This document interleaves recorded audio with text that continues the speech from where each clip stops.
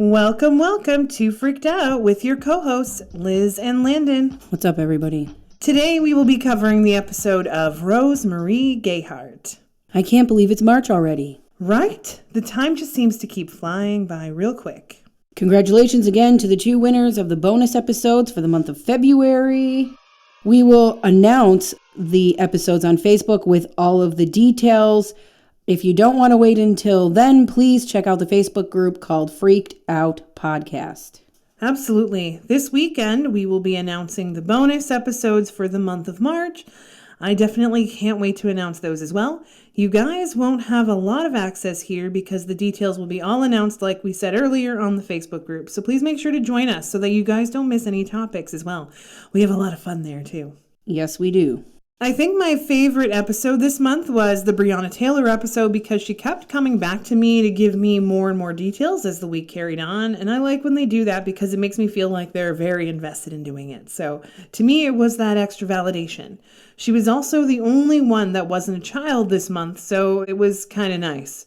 It was actually the first spirit I connected to this month, so the rest of the people were alive and well, and I didn't have a lot of mediumship work on the podcast that month. That is a very good point. We are going to try to be heading into the year of 1985 in Cape Coral, Florida, for Rose-Marie Gayhart.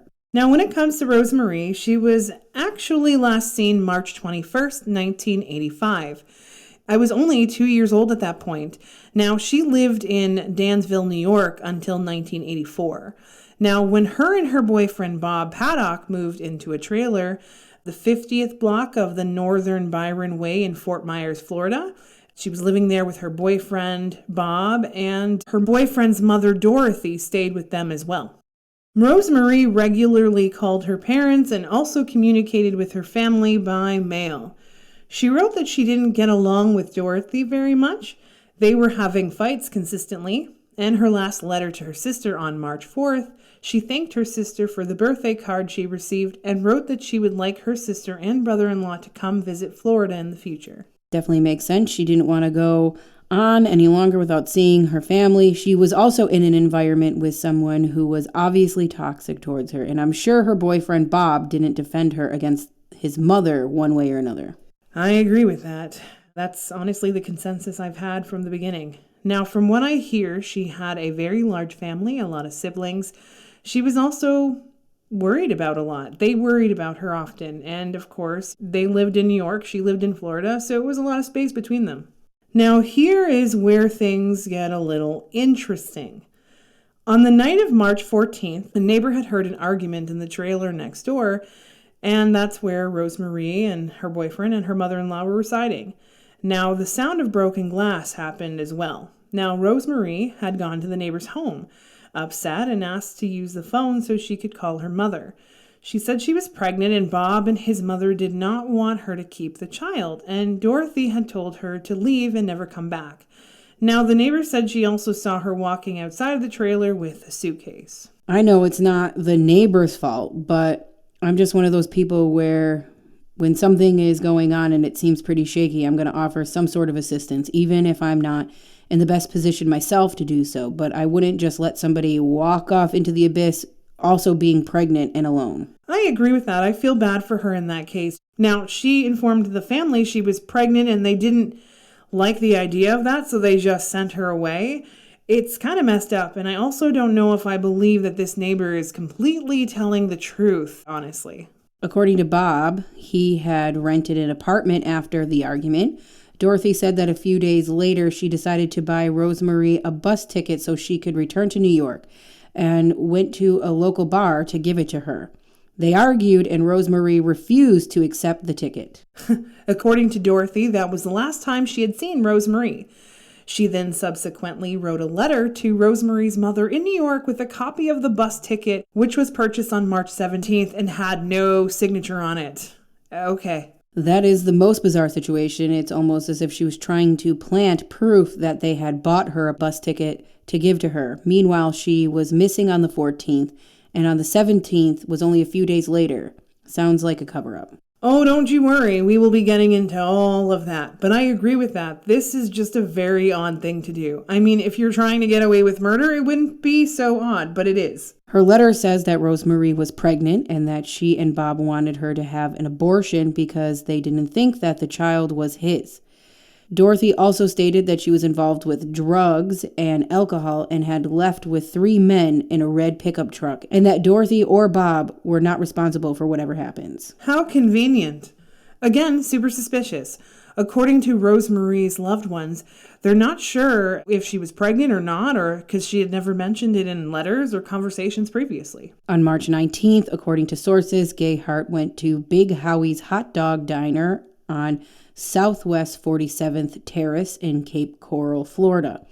According to sources, she asked for a job and was immediately hired. She listed her new boyfriend's apartment as her address on the application and told the employer that she and her boyfriend Bob were not getting along. Why would you even tell your employer that? Right. It doesn't make any sense. Like, you're trying to get a job. I'm not going to be like, hey, me and my wife are having issues. Like, give me a job. Right? Something just is throwing me off here. What is throwing you off? This part of the story just doesn't seem to make sense as to what I think and feel. I wish I can get some confirmation on this particular part, but I feel as though she didn't actually go to this restaurant. I feel like she wasn't there at all. According to sources, Rosemarie would walk back and forth to work over the next few days. After her shift on the night of March 21st, according to her employer, she got into a red pickup truck and was driven off by an unidentified man.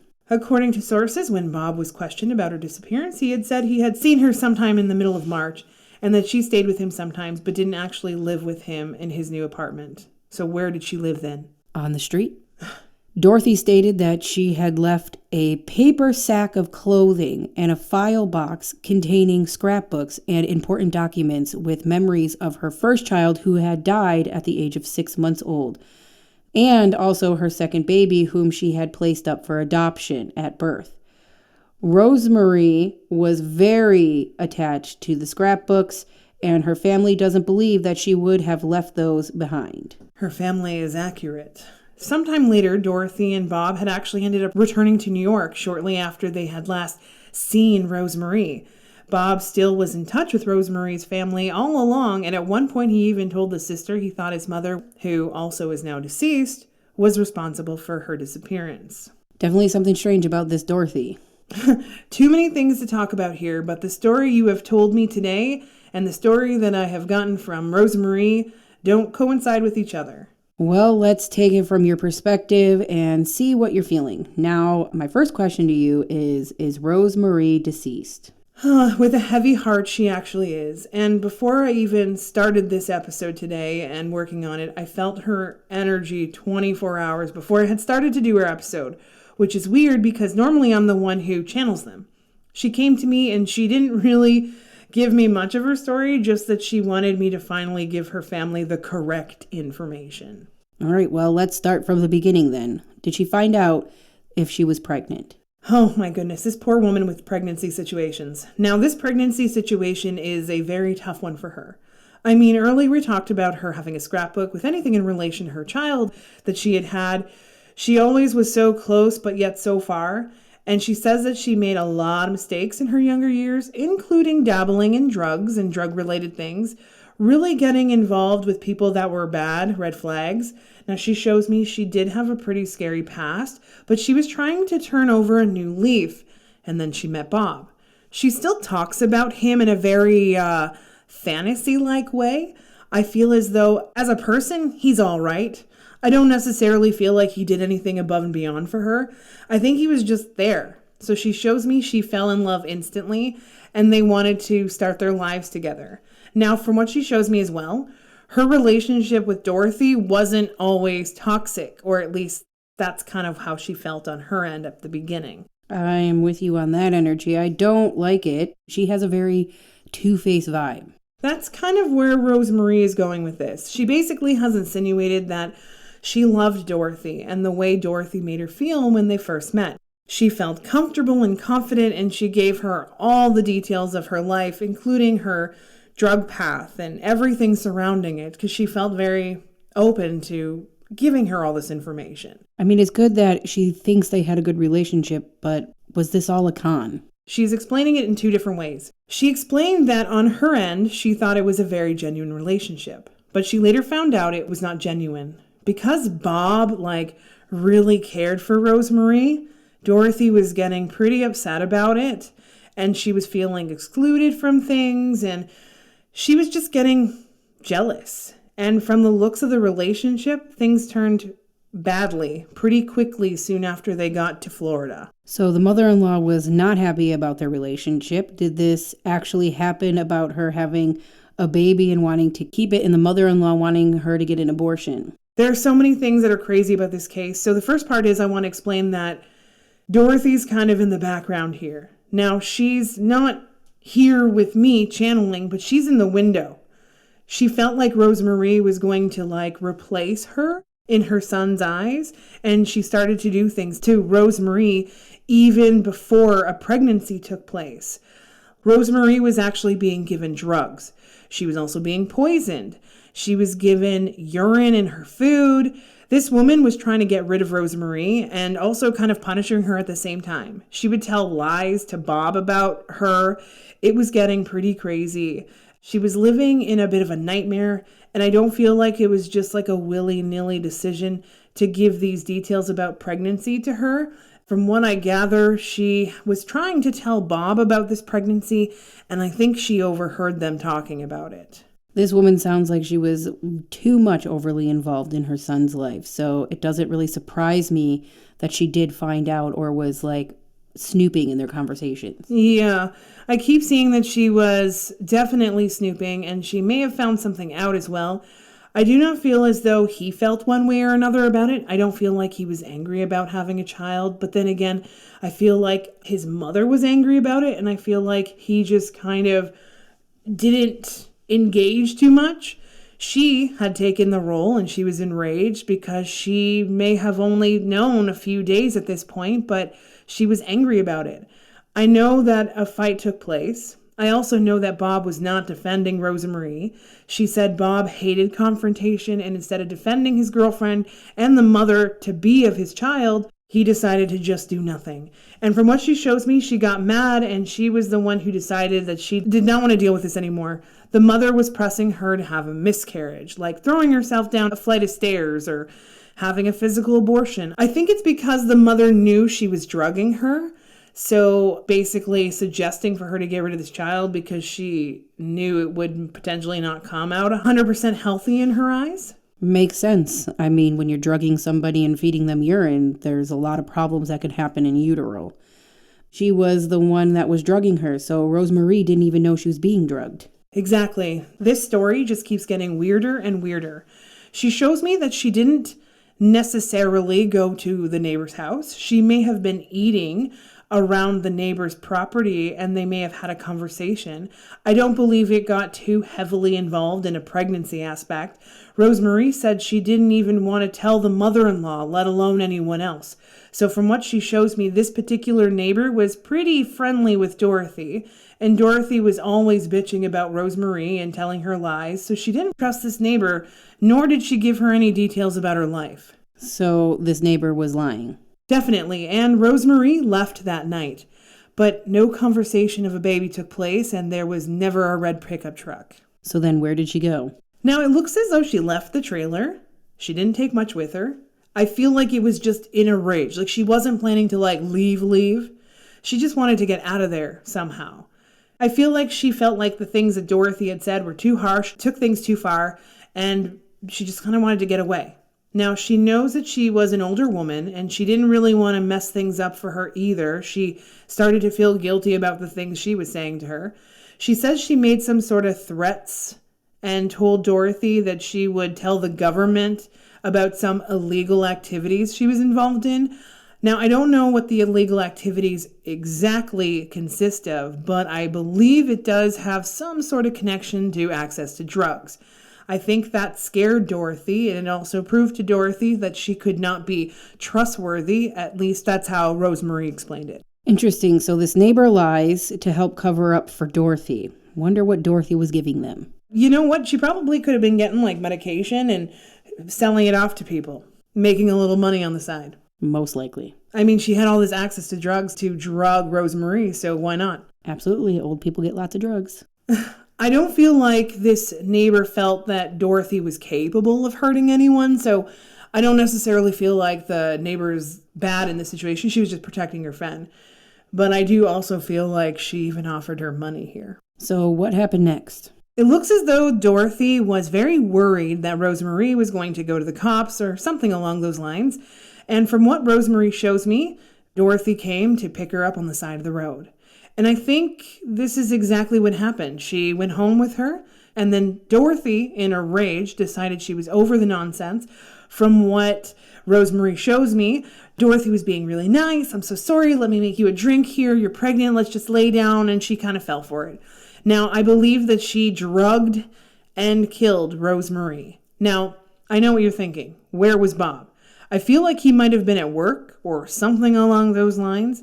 I don't feel as though Bob had seen anything happen, but I do feel like Bob knows he had seen things over the years, and his mom had said a few things. I feel like his mother said some things to him about it as well, and I feel as though Bob knows some things he's not really sharing. And I also know that Bob knows his mom is capable of a lot of things, which is why he did come forward and say something to Rosemarie's family. If he knew, then he should have went to the police. From what I gather in my own personal feelings on Bob, he seems really wishy-washy. Although he really believes that his mother is capable of doing things and hurting her, I personally feel like he knows and potentially had some evidence. And I feel like if he had come forward years ago, we could have had a little bit more of a resolution on this case. So is this the part where you were confused on earlier, since she had a job and was apparently staying with somebody with a red truck and potentially her boyfriend in his apartment sometimes? Oh yeah, this is one that's definitely confusing. Now, from what Rosemarie shows me, she was drugged and killed at that point, and her body was disposed of. And might I mention, to cover her tracks, she went and got the bus ticket on this elaborate story to make it seem like she was trying to help her. She also sent it to the family as evidence to clear herself somehow. And then most critical part of all of this is I do not believe that Rosemarie worked at the restaurant ever. I believe that somebody else worked at the restaurant, but it was not her, and I feel like they were pretending to be her and maybe even took her ID. I was just about to say, if the mother already had killed her, it's very easy to just give someone else all of the person's documentation to pass off to pretend to be Rosemarie. Especially in the 80s. Exactly. I feel as though this girl was somebody that Dorothy knew previously. It may have been a friend of hers like child. She asked her to pretend to be Rosemarie for a few days and then leave. She had all of the identification, not to say that they used it when they hired her, but it was given to her by Dorothy, and I feel like Dorothy paid this woman as well. I don't feel like they had a close relationship, but they knew each other somewhat. So the employer had said that they had seen her getting into a red pickup truck the last time they saw her. But from what we heard from Jackie, who, by the way, dug a little bit of dirt to find out some details on this for us, it appears as though they did not indicate anything about a red pickup truck until after the mother-in-law, Dorothy, had said a red truck. Also, everything else did not come out until much later either. Thank you, Jackie, for that. I asked her to help me with it. You got it. Now, this whole thing was concocted by Dorothy, and Rosemarie was telling me that the rest of the story never happened. She's telling me that if anything ever happened where she left, and, she was never coming back, she would have gone to her family. She wouldn't have stayed and spent the last little bit of her life trying to make money. She would have just made a phone call home, let them know she was coming home, and I'm sure they would have opened their arms and let her come back because that's all they wanted.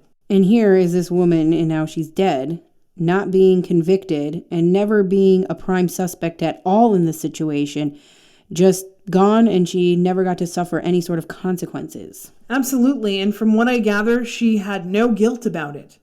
Everybody around her just assumed she was just a little old lady and not capable of doing anything terrible. I mean, she wasn't able to physically hurt the girl, but she definitely drugged her. I see that she had planned this out. It actually is super crazy on how much detail went into this.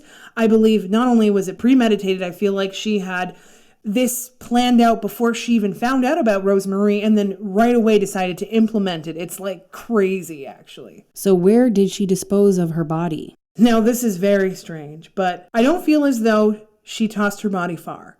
She may have tossed her in some sort of big bag or a duffel bag, or perhaps disposed of her around garbage day.